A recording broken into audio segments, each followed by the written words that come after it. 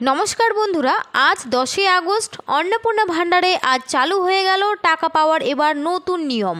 17ই August থেকে কোন কোন মহিলারা টাকা পাবে এবং কোন কোন মহিলারা আর কোনো টাকা পাবে না সেই নিয়ে মুখ্যমন্ত্রী শুভেন্দু অধিকারীর আজ বড় ঘোষণা। এই 5 ধরনের মহিলাদের অ্যাকাউন্টে আর ঢুকবে না টাকা। জুন জুলাই মাসে টাকা পেলেও আগস্ট মাস থেকে আর তাদের অ্যাকাউন্টে ঢুকবে না টাকা। তো কারা পাবে এবং কারা পাবে না এই নিয়ে রাজ্য সরকারের পক্ষ থেকে কী জানানো হয়েছে সেটাই কিন্তু আজকে এই ভিডিওটির মাধ্যমে আলোচনা করা হয়েছে।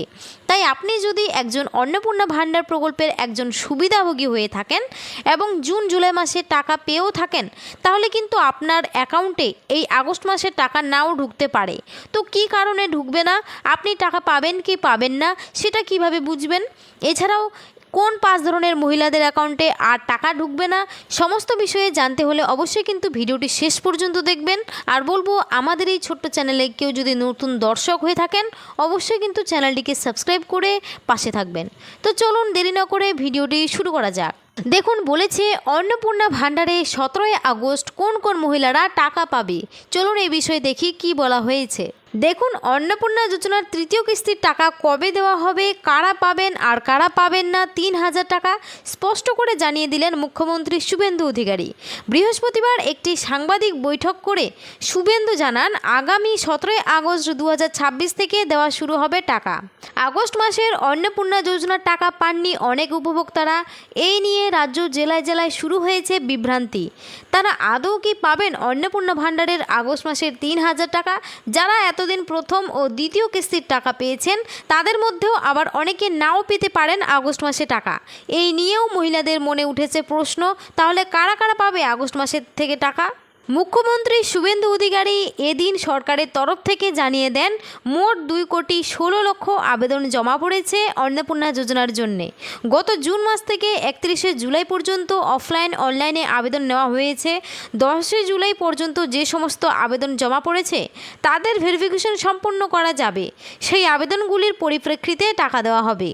মূলত যাদের নথি যাচাই বা ভেরিফিকেশনের কাজ সম্পূর্ণ হয়েছে এবং যাদের আবেদন 10 জুলাইয়ের মধ্যে জমা পড়েছিল তারাই এই প্রথম ধাপে আগস্ট মাসের টাকা পাবেন।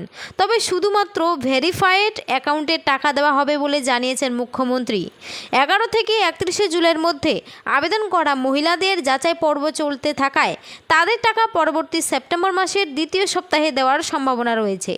একই সঙ্গে শুভেন্দু জানিয়েছেন, প্রতি মাসের দ্বিতীয় সপ্তাহের মধ্যেই অন্নপূর্ণা যোজনার টাকা ট্রান্সফার করবে রাজ্যের বিজেপি সরকার। দেখুন, তারপরে বলেছে আগস্ট মাসে থেকে কারা টাকা পাবে না।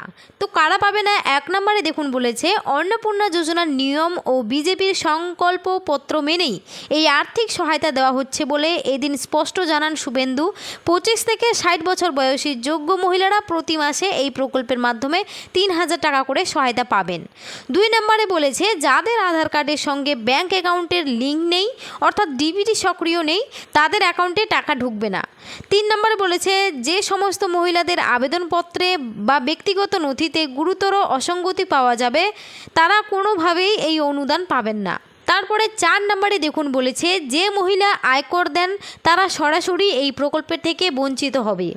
কোনো মহিলা যদি স্থায়ী সরকারি চাকরি করেন অথবা অবসর গ্রহণের পর নিয়মিত সরকারি পেনশন পেয়ে থাকেন তবে তিনিও এই মাসিক ভাতা পাবেন না। 5 নম্বরে বলেছে, এছাড়াও আশা, অঙ্গনারী এবং সিভিক ভলেন্টিয়ার পদে কর্মরত থাকা মহিলারা এই প্রকল্পে আর কোনো সুবিধা পাবেন না। অর্থাৎ বুঝতেই পারলেন, এই 5 ধরনের মহিলাদের কিন্তু এবার আগস্ট মাস থেকে টাকা দেওয়া বন্ধ হয়ে যাবে। তো আপনারা কে কোন জেলা থেকে আমার এই ভিডিওটি দেখছেন অবশ্যই কিন্তু কমেন্ট বক্সে কমেন্ট করে জানাবেন। আর ভিডিওটি ভালো লাগলে অবশ্যই একটি লাইক করবেন আর চ্যানেলটিকে সাবস্ক্রাইব করতে একদমই ভুলবেন না। ধন্যবাদ।